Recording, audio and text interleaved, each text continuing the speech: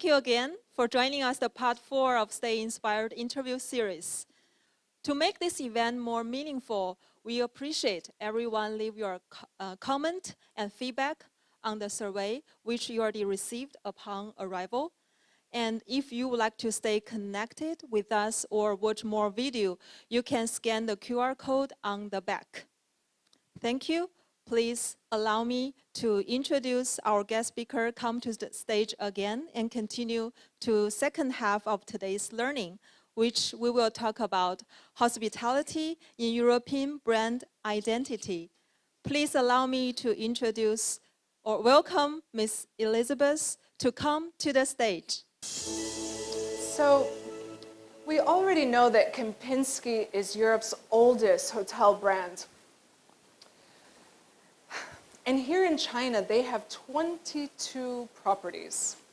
With COVID-19, what we can honestly say is that China's domestic tourism has actually been the lifeline for many of the international hotels operating here in the country. With the restrictions on international travel, many hotels, including the Kompinsky, have had to adjust their sales and marketing strategies to be able to adjust to now having a majority and predominant market group of domestic Chinese travelers. So how does a brand like Kempinski maintain its European identity, its heritage, while now also trying to remain relevant for a customer base that's almost entirely now Chinese? How does a brand like Kempinski resonate with employees and teams that are comprised majority also all Chinese? We're going to ask these two questions of our next guest speaker, but we're also going to have more. He is actually from Wales, and he has a career of 41 years working in the hospitality industry. 41 years. He started as a chef, trained in the European culinary tradition. And we're also going to learn about how he managed his career to become at an executive level at the Shangri-La Hotel Group. And also, why did he decide to now join this iconic European brand here in Shanghai? Please join me in welcoming Mr. Mark Kirk, the General Manager of the Grand Kempinski Shanghai.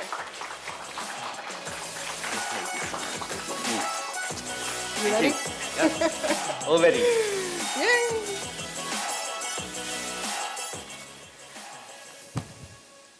Mark, we're very happy to have you here today. And I'm very happy to be here. I'm not sure because you had to cancel golf to be here today. Yeah. It could have been a Friday, would have been a lot better, but I I'm know. very happy to be But here. really, really, we appreciate your time. As we just mentioned, you are someone who has so much experience. 41 years working in hospitality, and I think it's really, really impactful for all of us here and everyone watching, our global viewers, to learn from you. So thank you. Thank you. Really appreciate it. Now, as I mentioned, you are trained as a chef. You started in this industry as a chef, and I'd like to know, over the course of your career, what have been the lessons that you pulled out of that experience that you've applied over the course of your growth? Okay. Well, I'd like to clarify, first of all, 41 years, you're looking at me thinking, when did he start? So I actually started my career as a chef, as an apprentice chef at 16.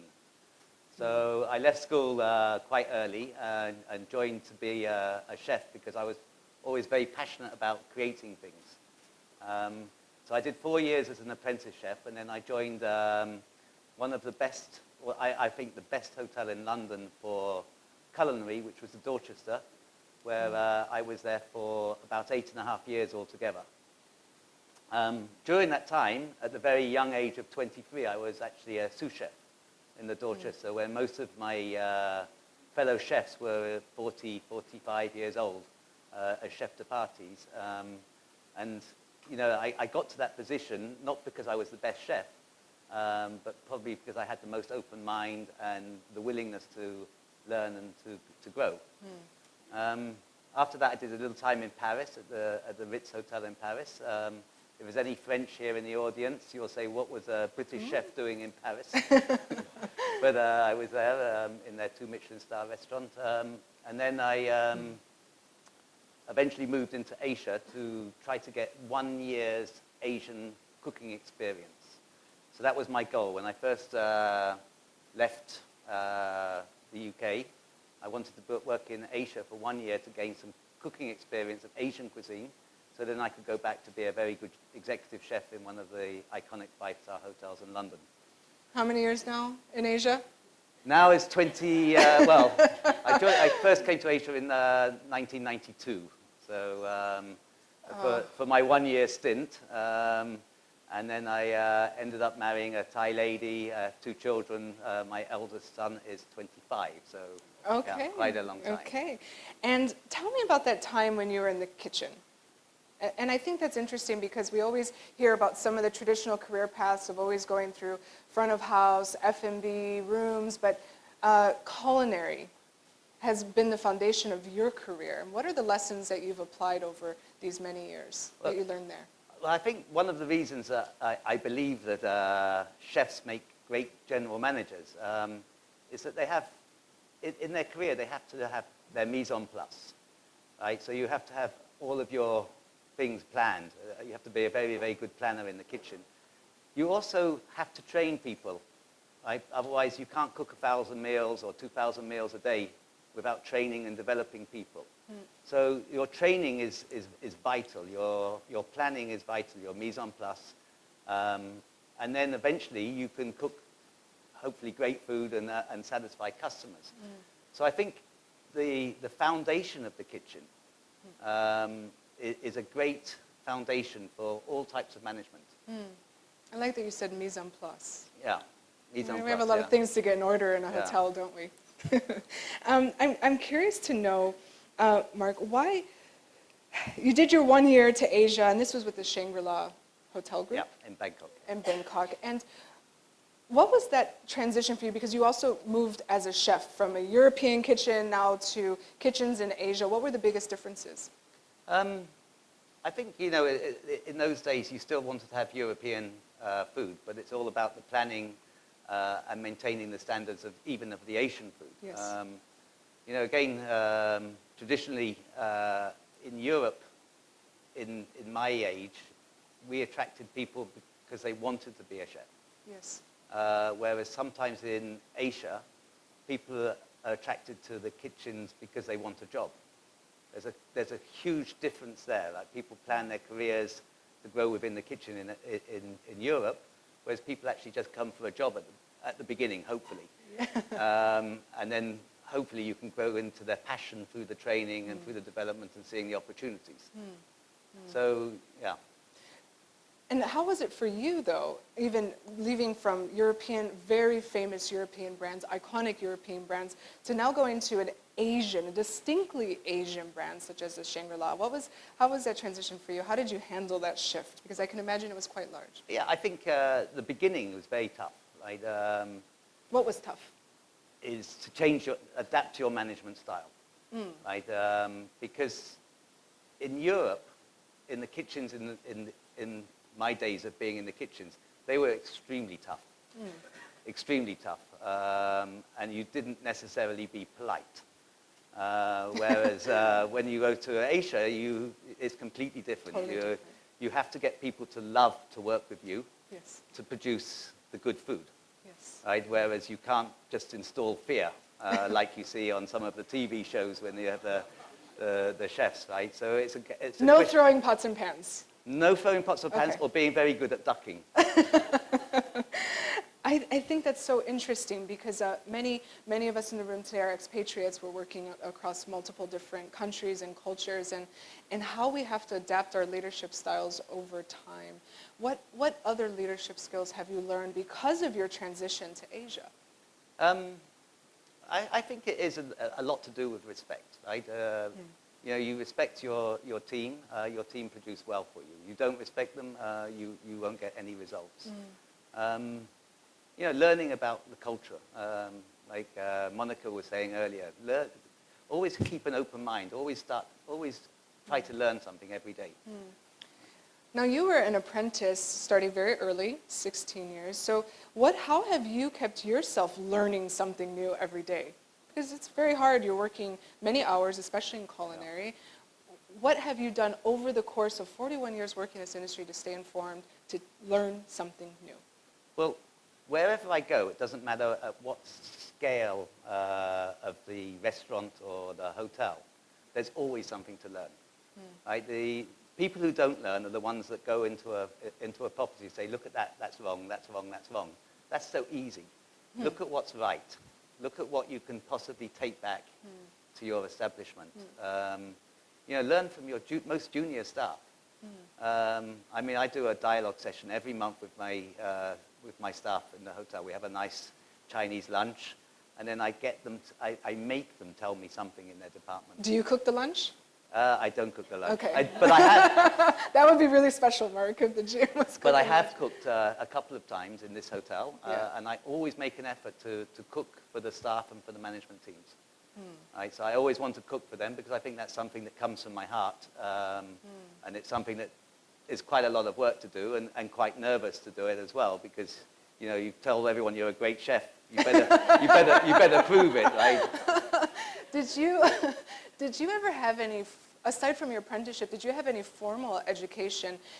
This whole event is even sponsored by Summit Education, and they're working a lot, especially with École Ducasse, to generate this next level of talent for culinary, but also for our industry. Have you done any further education as well? Well, yes, I was very lucky to work in Malaysia, and I think this is something that also Monica touched on earlier, about mentorship. So I worked in the Penang property of Shangri-La, and there was an excellent general manager called Enda Mullin. So Enda saw my organization skills and the way I handled the team in the hotel, and tried to convince me to move into management. But he knew that I didn't have the full educational side to move into the management side. What do you mean, the educational side? Well, you still need to, I mean, I was never very academic at school. I mean, I'm sorry to say this to all of the, the educators all of the amongst educational us. people, but I was never very academic. And it's something I needed to do to be able to become a general manager of the future. So Enda enrolled me, or got me to enroll into Washington State University, where I did a course on hospitality. But not only did he enroll me, he also made the relevant division head be my mentor when I was doing that subject. So when I was doing finance, the financial controller had to be with me through the learning curve. Before we submitted homework, I had to sit with the general manager and the financial controller to submit my homework. Same with the sales and marketing, same with the rooms and all of the departments. And this is something that you will remember forever, and it also means that the education is very meaningful. Yes. So the other division heads had to put their time towards developing me and educating me. And then I also did some e-Cornell as well in Singapore. Was it worth it? Well, I told Edna Mullin when he first proposed to me to move into management, I said, there's only 2 jobs I want. And one is to be a general or executive chef, and the other is to be a general manager. So I wanted to actually fast-track my way through the other positions. But yes, it's definitely worth it. To be a general manager of a hotel, I think is a great honor. There's a lot of trust put into you from all divisions, from the staff to the stakeholders to the customers. So you've got huge responsibilities, and it's enjoyable. So you were with the Shangri-La group for 25 years. Yeah, a little bit more. Another one of these anomalies of people that stay with brands for a very long time, 25 years. Many of those years you spent as a general manager. You just said that you love to be a general manager. Then why did you leave? You took 2 years to stop working as a general manager. We will call that quote-unquote sabbatical. Yeah. Why? Well, I mentioned mentors. There's many mentors I have in my life. One of them was a guy, Enda Mullin. One of them was a guy called Ben Busnina. Ben Busnina was also one of the vice presidents of Shangri-La. And he had a lot of time with Club Med. And the other one was a guy called Lothar Nessman. And all these 3 people have completely different characters. They're not anything alike. So Ben Busnina, completely nuts. I can't say anything else like that. We hope he's not watching this. He would It's be said out of love. He would be delighted that I said that, right? Because he was such a passionate hotelier. He was so passionate with the staff, and he was so passionate with the customers, right? From organization skills, he had none. Right? That was my job, right? That was my part to balance it. But you know, one day you could go to, and I'm not joking when I say this. One day you could go to the morning meeting at 9 o'clock, and he would say, "Why are you there? Let's go and play with the customers all day," right? So you wouldn't actually do any office work for the whole day, and you would be with the customers playing water volleyball. Until it was a the owner resort. calls you.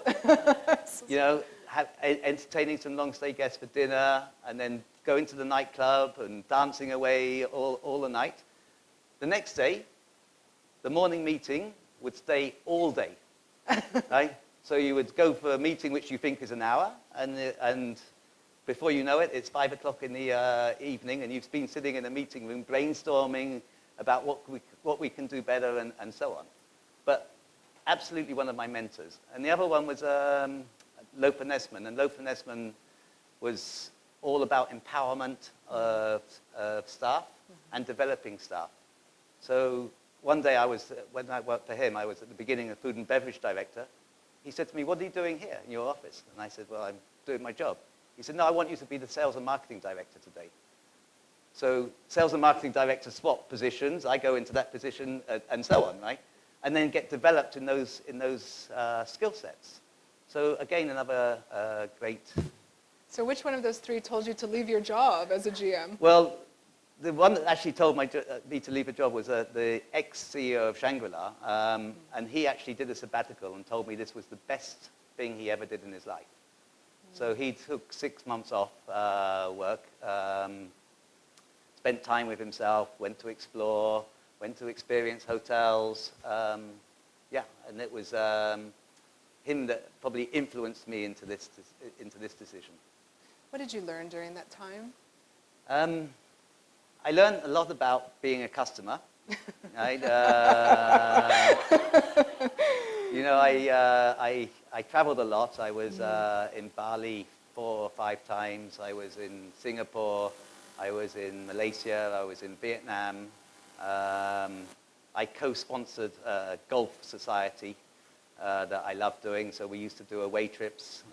So we used to take 30, 40 people away, which meant that we had to organize hotels, golf courses, competitions, and so on. So I learned a lot about being a customer and a lot about having fun and building relationships. So then why did you come back? And not only did you come back, you came back to one of the most dynamic, most high-paced, fast-paced, challenging markets, competitive markets, like Shanghai. Well, why did you decide to come back? And on top of that, you didn't even come back to the Shangri-La that you knew for many years, 25 years. You came back to the Kempinski. Why? Well, the Kompinsky first, right? So really? The Kempinski first? I'm going to talk like about to know why you want to come back to work. The Kompinsky first, because the Kompinsky is probably similar to what Shangri-La was 15 years ago, a much smaller company, much smaller corporate office, much more, I think, much more empowerment to the general managers. And one of the guys that works in Kompinsky head office is also ex-Shangri-La and also convinced me and told me about the Kempinski culture, which I think is a great thing, and it's also a developing company as well. So, yeah, that was Kempinski first. Second was Shanghai. As Monica said, I actually worked in Shanghai twice before, so I did two stints in the Shangri-La, one as a chef and one as a general manager. So yeah, Shanghai for me is probably one of the best city in the world, especially at the moment.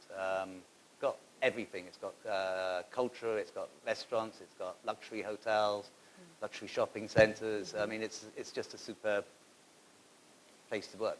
I can imagine you did a lot of homework to study the brand, as general managers do, to study Kempinski. So how would you define the Kempinski hotel experience?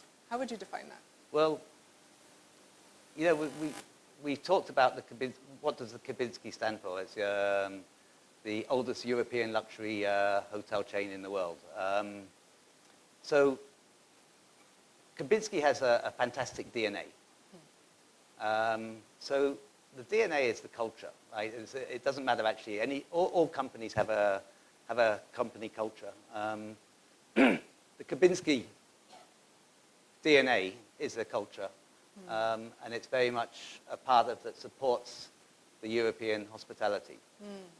So, as a general manager, what do you do as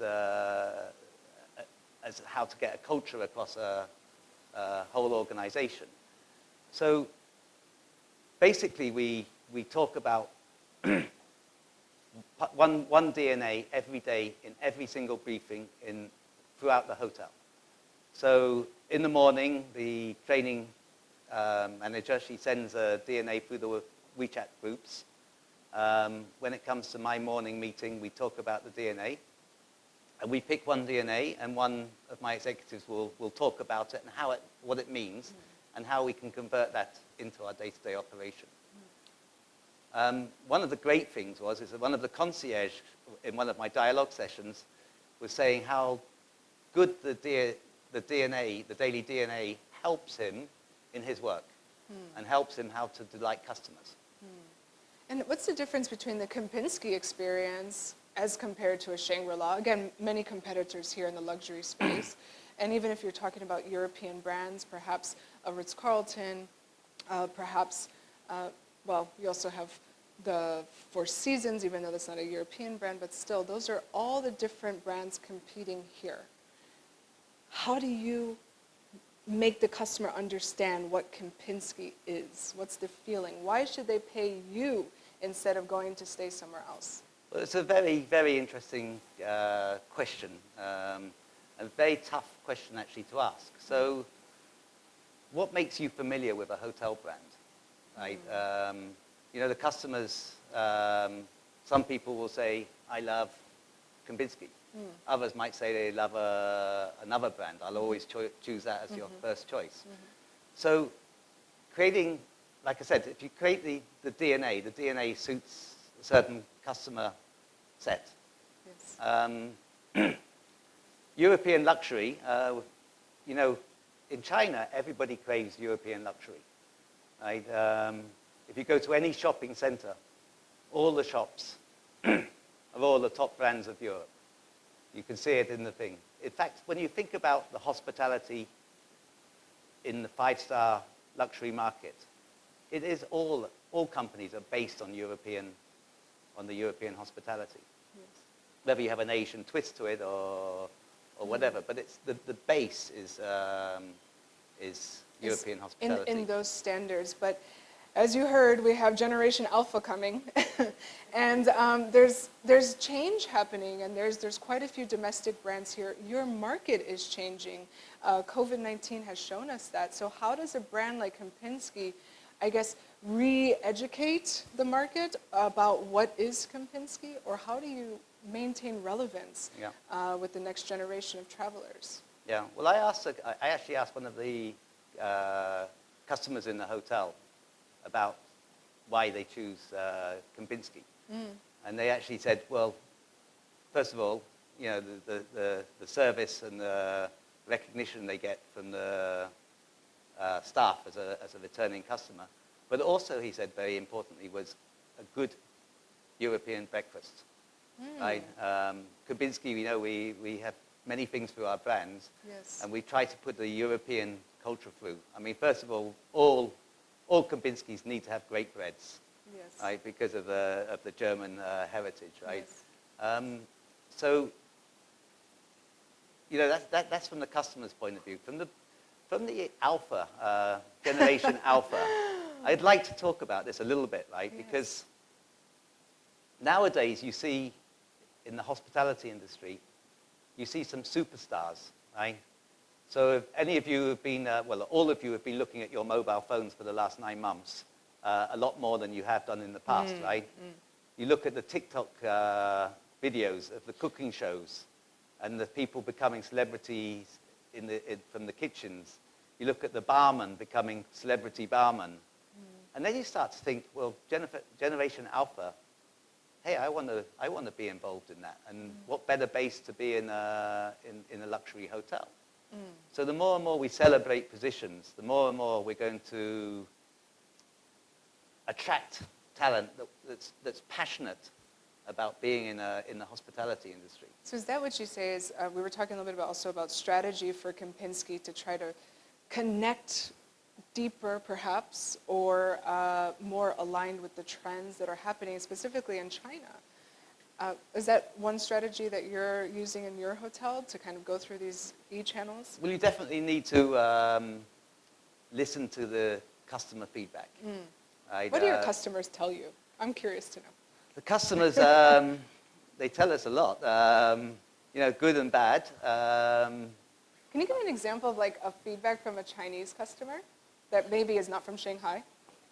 Well, the Chinese actually are super nice. I have to say, to get negative feedback from Chinese customers is really hard. Right? You can Have you seen C-Trip reviews?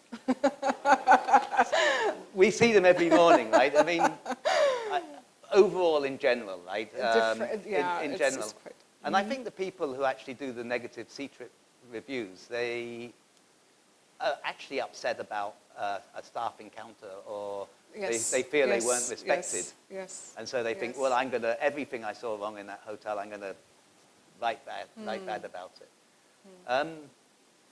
I mean, the feedback we look through, we have quality meetings, which last about an hour and a half, where each of our division heads, they present all of their customer feedback. So they're the ones that present their feedback. They're the ones that also have the action plan with their brainstorming of their staff and everything, how they can improve on that feedback. And then we try to adjust our processes. I mean, one of the negative feedback that I think every hotel in Shanghai has had recently is long check-in, long check-out. And I think you can read it on Yes. C-Trip anyway. yes. And the reason is because the business mix changed. It became local, one-night stays, whereas we were used to rely on 4 or 5 night stays. There wasn't so much pressure on the reception as there is. It wasn't the same market.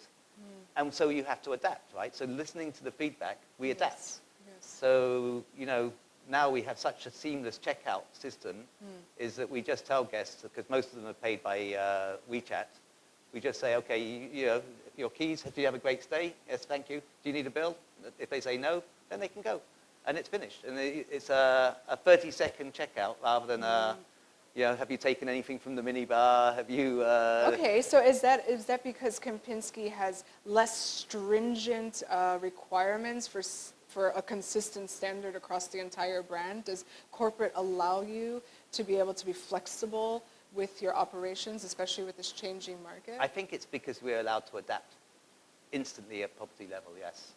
I think the empowerment at property level, not to go through certain processes, yes, I think that allows us to adapt quicker.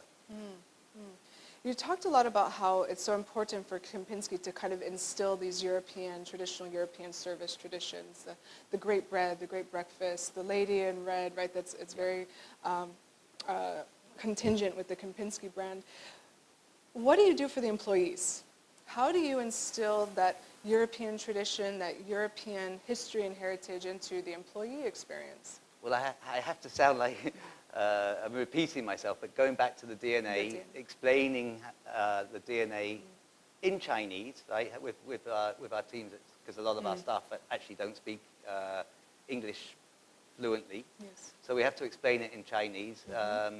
Actually, in the morning meeting with some of my staff that are less comfortable with English, I let them explain the DNA in Chinese, in that language. And just going back through the service, the customer as a king, how are we going to delight the customer? When the customer arrives at the door, that we run forward, open the door, open the car door for them, escort them into the hotel, all of those service standards. I'm curious to know, because you have been a general manager for the better part of 13 years. What's your next role? Well, my next role, okay, so in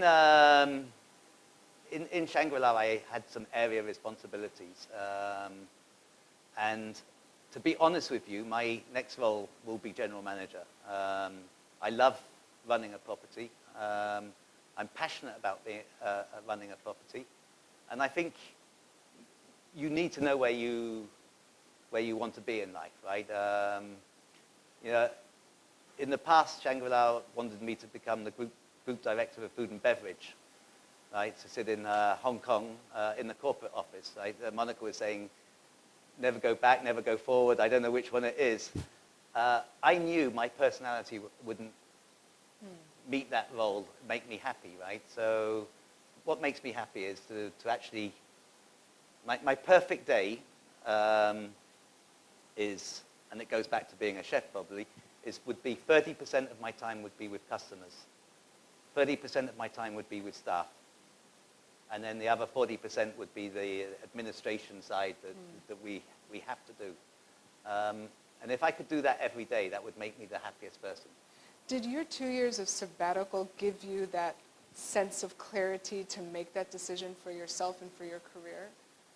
Because you were at a corporate role already. Yeah, I think, I mean, those of you who haven't done a sabbatical, I really recommend if you can get away for, you know, even a few months, because a holiday isn't the same. A holiday is every morning you wake up and you're worried about what's happened in your company. You check your emails. You have to answer somebody. You know, when I first did the sabbatical, the first week I was still on the company email. I still got the emails, and I still got up in the morning and read the reports and everything, and I still felt like it. I was in the company. After about 2 weeks, when the company cut me off all the emails, right, I turn on my computer in the morning and say, "Hey, there's nothing here," right? Suddenly I go into the junk folder. Is there anything interesting to read in the junk folder, right? It's a huge difference. Yes. It's a huge difference, Yes. and Yes. I think it's life-changing, right? I think the pressure it takes off you.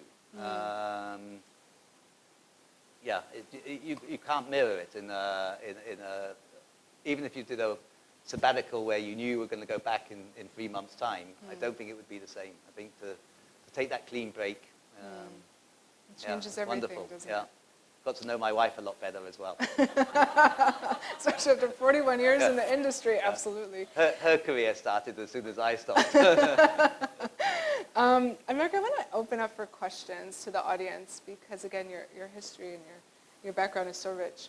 And Mark, so this Kempinski Hotel Pudong previously was the Spanish hotel. Just wanted to know that what was the GM and also management team did, you know, in order to differentiate those two brands to the guests?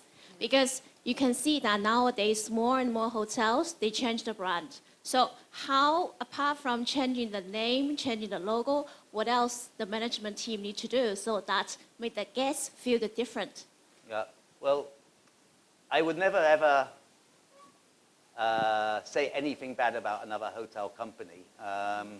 Monica was actually part of the transitional team, so she came over to do the transition. But I think one of the things is that Melia in those days didn't have any experience in China. So they came in and they were managing a hotel. I think that the transition was, with Monica and the team that was set aside, was going through SOPs, creating proper procedures and things like that. And then having a vision that met the owner's needs, because the owners obviously changed brands because they had different needs, right? And I think the owner's needs at the time was to improve the financial performance of the hotel, which meant a different strategy. I think Melia went for a strategy of keeping it the very Melia Spanish hotel working within China with no flexibility at all. And I think when Kempinski took over, they already had properties in China and experience in China, and they went through, okay, how do we create a European luxury hotel with a Chinese influence that attracts the Chinese market? So they went definitely into a more of a volume approach than the Melia Hotel. Is that right, Monica? Absolutely. I mean, sorry, maybe just because it's a very good point, and yeah, I think I was one of the 12 people that went into the Melia Hotel 7 years ago, I think, 7-8 years ago, and it was not easy because at the time the Kempinski flag wasn't up at all, and we were sitting in a meeting room, and yes, we wrote all that, the SOPs, and we said, okay, what do we plan? But we were not allowed to talk to head of departments. We were not allowed to reach out to any of the existing team yet, because agreements were not yet signed. So the whole thing was very, very, very difficult. And it was also like in the next morning, we could have been kicked out. Yeah, so we were always ready to pack our bags and to leave. But we were fighting. We were fighting for this hotel, and we are very proud that we do operate this hotel. And by the way, it's the biggest one in terms of units numbers that Kempinski manages worldwide. And having a general manager, as Mark over there, just fills my heart with so much hospitality joy. Oh my God. I think Thank you. Domenico has a question. Thank you. Domenico, you had a question, right? Thank you. Hi, Mark. My name is Domenico. I've just started my sabbatical last month. And thank you, Elizabeth, and the Inspire Hospitality team for keeping me active and busy. I've got two questions, if I may. Okay, one is about the sabbatical.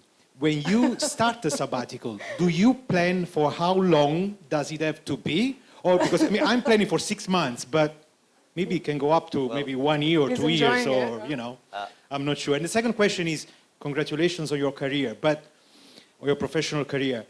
Is there anything, any choice you made in your career that you regret now? And if you could go back, you would change that? Okay. Thank you. He had time to think about that on his sabbatical. Yeah. He's thinking these questions. The first answer was, actually, I planned 6 months. So 2 years. Yeah, 2 years. it just turned out to be 2 years, but I promise you I wasn't bored for 1 minute. I filled my time very quickly, yeah. The second question is regrets. I don't think really I've had any regrets. You know, if you'd asked me when I was a food and beverage director, I might have told you, yes, I did. Because my goal was never to be in that position. My goal was to be general manager or chef, right? And it was very, very clear to me what I wanted to do. So, you know, I did the first role as an F&B director, and then I was told I have to go and be an F&B director again. And I thought, no, that wasn't part of my plan, right? So then I might have regretted it. But no, I don't regret things. I'd never regretted working in any of the countries that I've worked in. I've always been lucky. You know, I've always had, I've always enjoyed my time. I've always had an attachment to the hotel that I work in. So yeah, no regrets.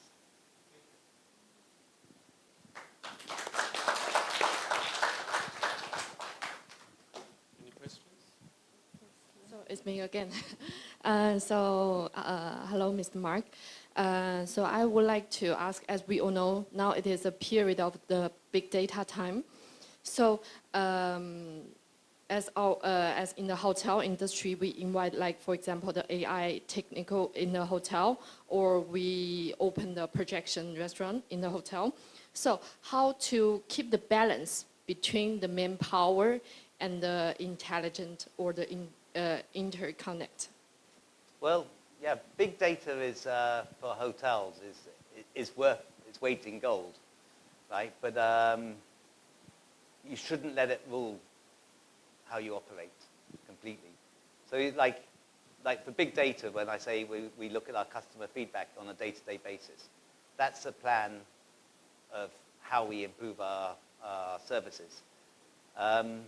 but to try to analyze everything too much, to read too much into figures, we're still a human industry. Right? And I think the very important thing is we have relationships. And that's where most of our progress comes. So the data, yes, it's very important. You know, we analyze reports every morning like every other hotel. We know what the competition's doing. We know the different promotions. We know where our social media rankings are. But yeah, I think the human touch is still very, very important. Do you see Kempinski as a brand moving towards this QR code check-in, face scan? Do you see that happening for a brand like Kempinski, or do you see it still remaining very traditional in the sense of the arrival experience, the check-in experience, interaction experience? Yeah. I think you have to have both. You know, there is a need for customers that don't want to have that interaction experience to have a seamless arrival experience.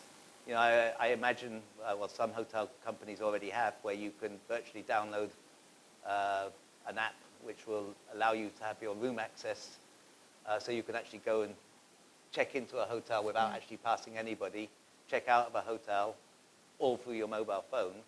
There is a need for that, and hotel companies need to keep to that level. I mean, in the old days, we would never dream about going to an airport and checking in on one of those terminals, right?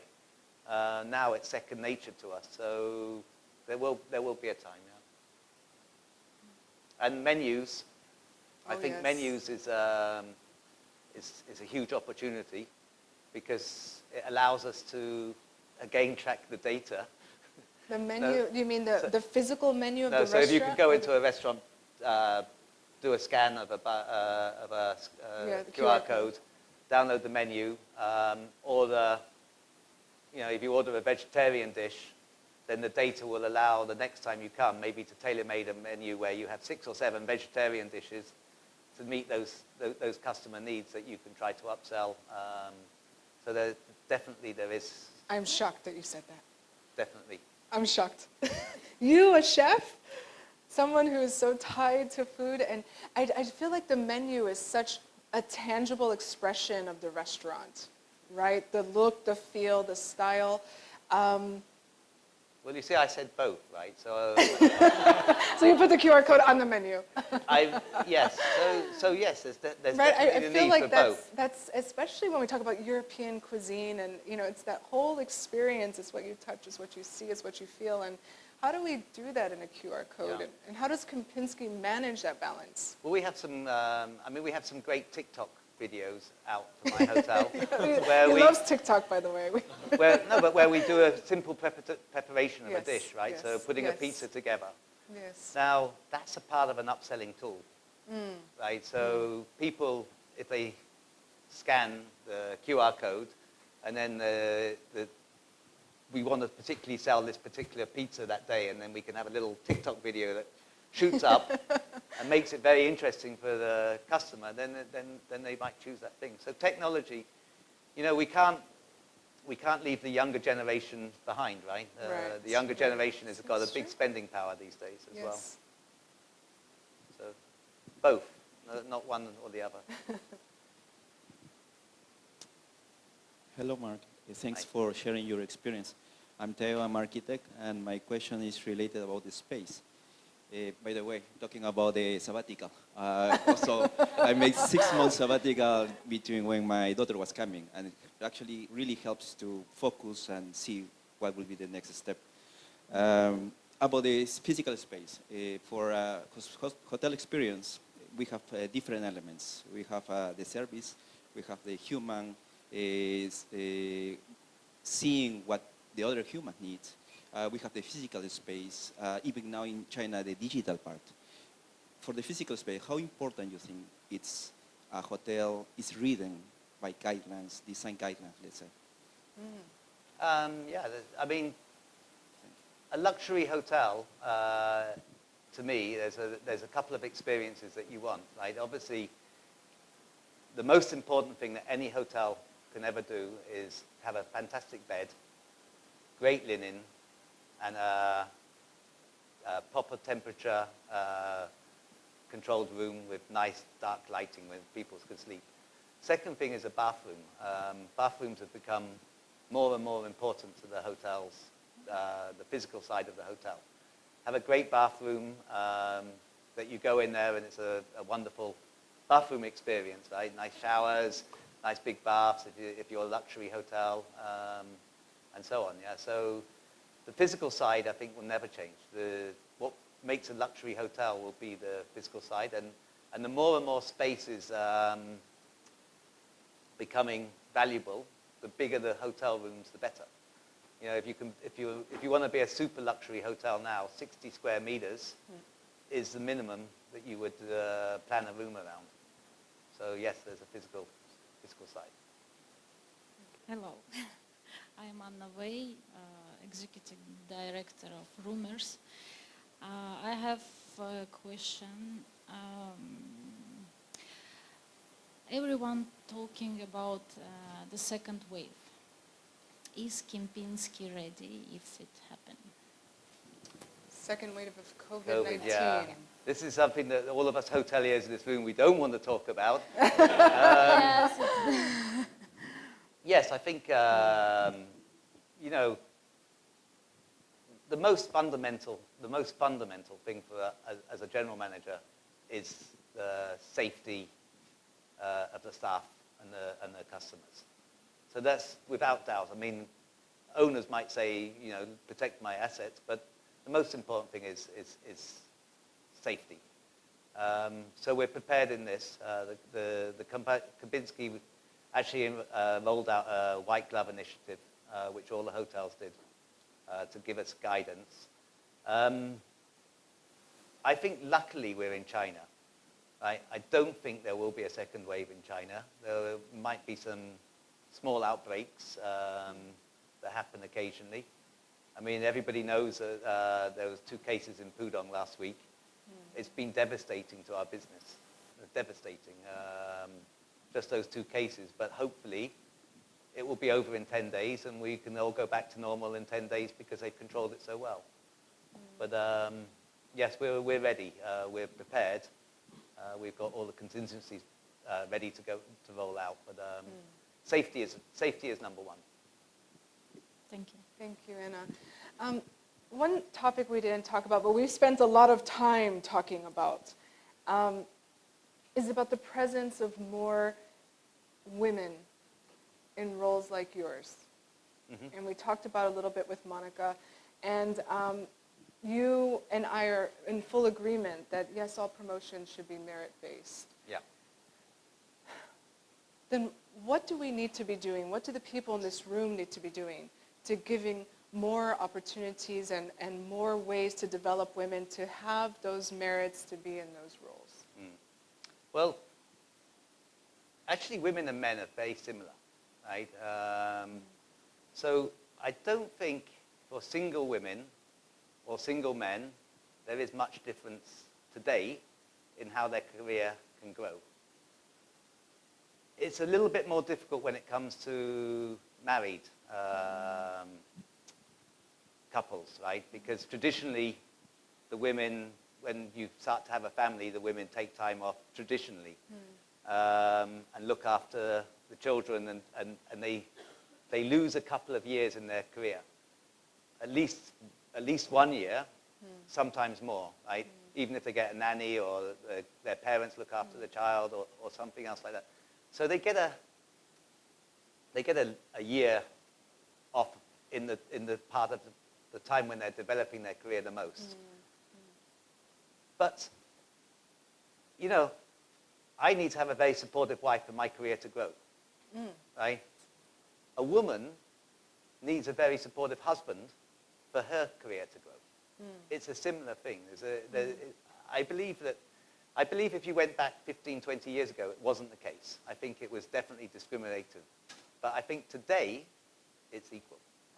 Honestly, I believe in my mind. And I don't think any company should go out of its way to actually reserve positions for women. I think they should everyone should be promoted on merit, right? And I think if that actually values women much more, in my own opinion.